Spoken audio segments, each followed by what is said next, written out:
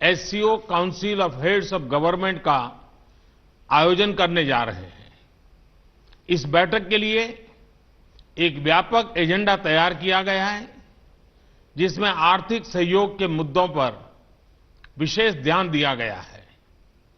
हमने startup ecosystem में अपने समृद्ध अनुभव को साझा करने के लिए इनोवेशन एंड स्टार्टअप पर स्पेशल वर्किंग ग्रुप की स्थापना का प्रस्ताव रखा है। हमने ट्रेडिशनल मेडिसिन पर वर्किंग ग्रुप का भी प्रस्ताव रखा है, ताकि एससीओ देशों में पारंपरिक और प्राचीन चिकित्सा के ज्ञान और समकालीन चिकित्सा में हो रही प्रगति एक दूसरे के पूरक बन सके।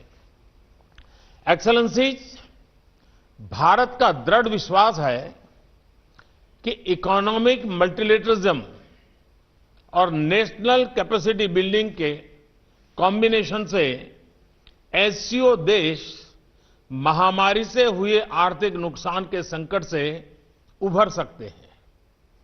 हम महामारी के बाद के विश्व में आत्मनिर्भर भारत की दृष्टि के साथ आगे बढ़ रहे हैं।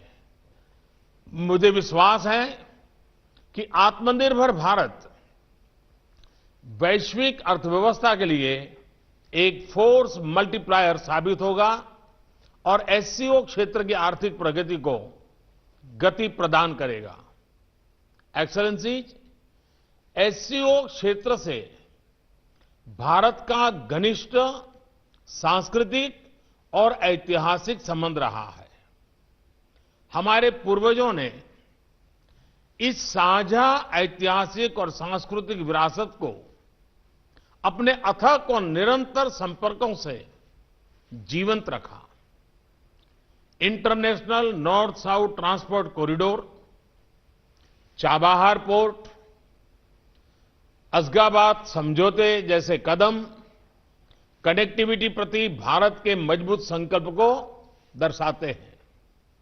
भारत का मानना है कि कनेक्टिविटी को और अधिक गहरा करने के लिए यह आवश्यक है कि एक दूसरे की संप्रभुता और टेरिटोरियल इंटीग्रिटी के सम्मान के मूल सिद्धांतों के साथ आगे बढ़ा जाए।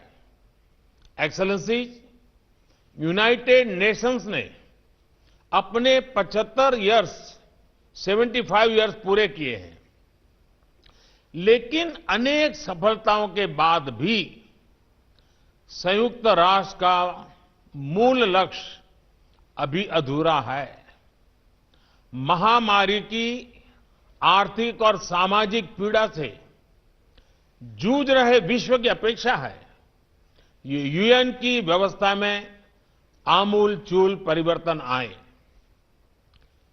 हमारे यहां शास्त्रों में कहा गया है, परिवर्तनमेव स्थिरमस्ति, परिवर्तन ही एकमात्र स्थिरता है।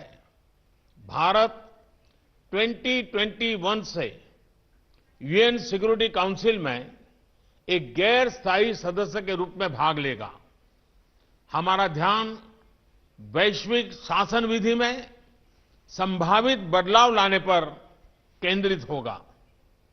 एक रिफॉर्म मल्टीलेटरलिज्म जो आज की वैश्विक वास्तविकताओं को दर्शाए, जो सभी स्टेक होल्डर्स की अपेक्षाओं, समकालीन चुनौतियां और मानव कल्याण जैसे विषयों पर चर्चा करें।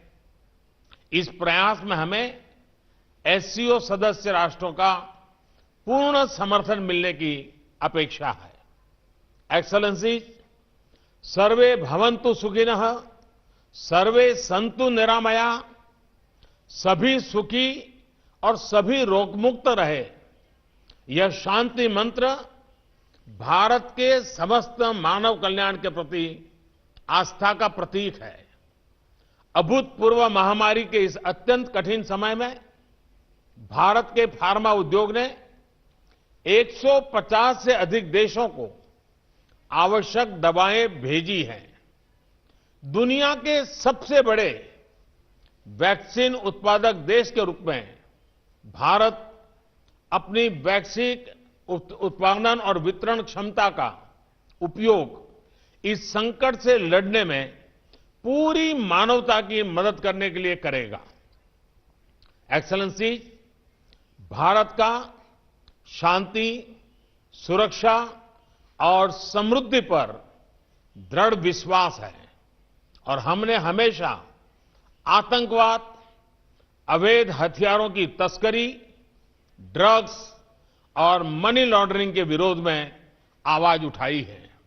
भारत एससीओ चार्टर में निर्धारित सिद्धांतों के अनुसार एससीओ के तहत काम करने की अपनी प्रतिबद्धता में दृढ़ रहा है, परंतु यह दुर्भाग्यपूर्ण है कि एससीओ एजेंडा में बार बार अनावश्यक रूप से द्विपक्षीय मुद्दों को लाने के प्रयास हो रहे हैं, जो एससीओ चार्टर और शंघाई स्पिरिट का उल्लंघन करते हैं।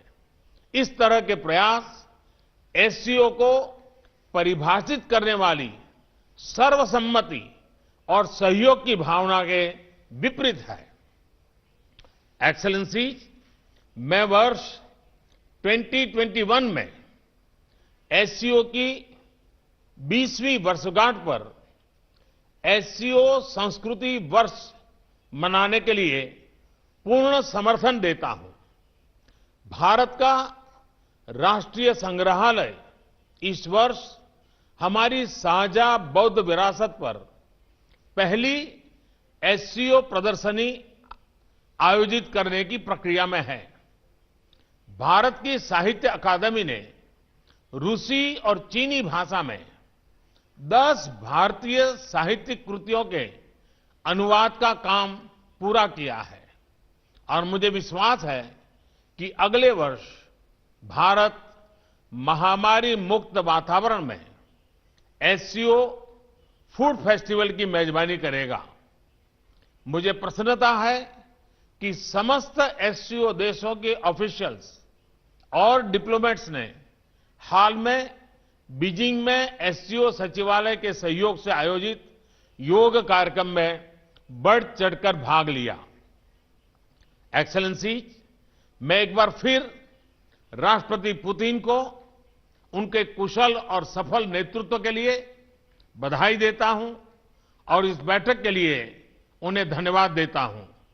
मैं राष्ट्रपति इमामोली रहमान को अगले वर्ष के लिए एससीओ की अध्यक्षता करने के लिए बधाई और शुभकामनाएं देना चाहता हूं और ताजिकिस्तान के सफल अध्यक्षता के लिए भारत के पूर्ण सहयोग का आश्वासन भी देता हूं।